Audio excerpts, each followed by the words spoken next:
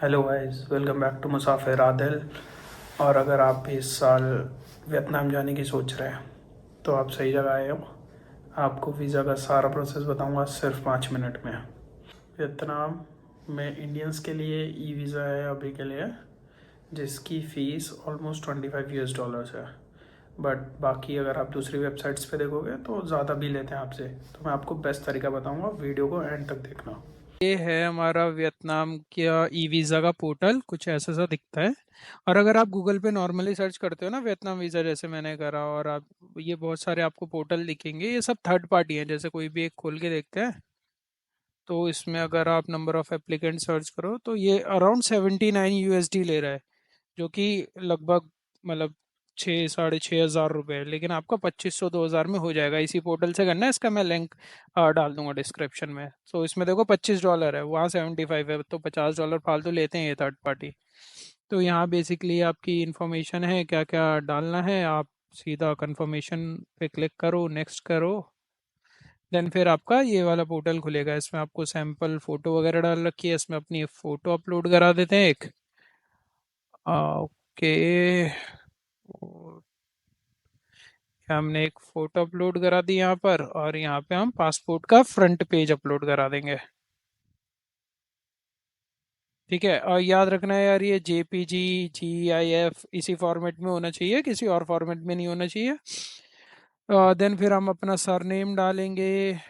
ये जो भी डिटेल्स आप डालोगे, ये याद रखना है, ये आपकी मैच होनी चाहिए आपकी पासपोर्ट की डिटेल से।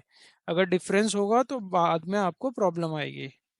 यहाँ पे आप अपनी डेट ऑफ बर्थ डाल दो,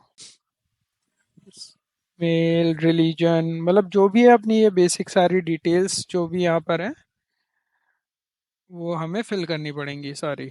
और सारी करेक्ट फिल करना, कुछ भी अगर गड़बड़ होती है तो ये आप अपडेट नहीं कर सकते हो, तो आपको प्रॉब्लम आएगी वीज़ा, मतलब जब आपका इमिग्रेशन होगा तब।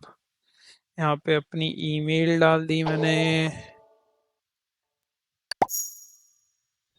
दोबारा से ईमेल डाल दी।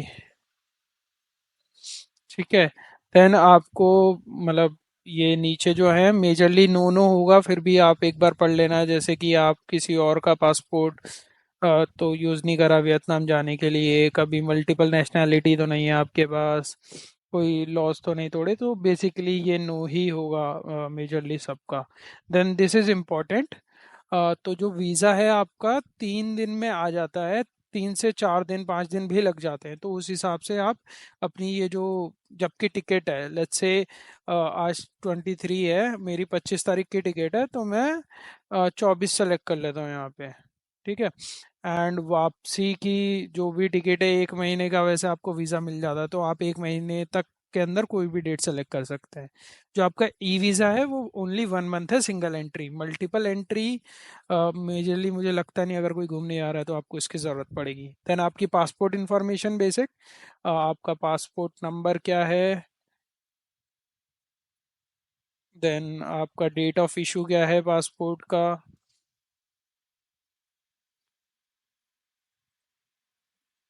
अभी मैं ये रैंडमली सेलेक्ट कर रहा हूँ क्योंकि मैं अप्लाई कर चुका हूँ। मैं ये दोबारा बस आप लोगों के लिए दिखाने के लिए कर रहा हूँ। और याद रखिएगा, जो भी आपका पासपोर्ट की एक्सपायरी डेट हो रही है वो 6 मंथ ज़्यादा होनी चाहिए जब आप अप्लाई कर रहे हो वीज़ा से। मतलब ओरिजिनल ही डालना आप इसमें, लेकिन वैलिड हुए रहता है। Do you hold any other, नहीं। देन फिर यहाँ पे आप अपनी सारी जो भी डिटेल्स है बेसिक वो डाल देना, नेम, एड्रेस वगैरह। फिर पर्पस ऑफ एंट्री पूछेगा, दैट इज़ टूरिज्म, आप घूमने जा रहे हो तो उसके लिए।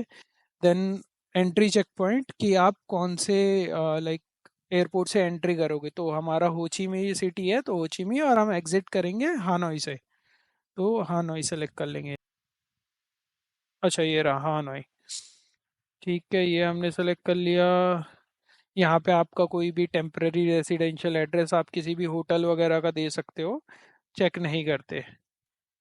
कोई भी आप गूगल से होटल जो आपने बुक करा होगा उसका डाल देना, या फिर जो भी आप ने बुक नहीं करा कुछ भी उठा के डाल देना। और यहाँ पे आप अपना सिटी, उसी सिटी का, जिस सिटी का आप होटल का नेम डालोगे वो यहाँ पे सेलेक्ट करना है हमें। तो ये हमने सेलेक्ट कर लिया।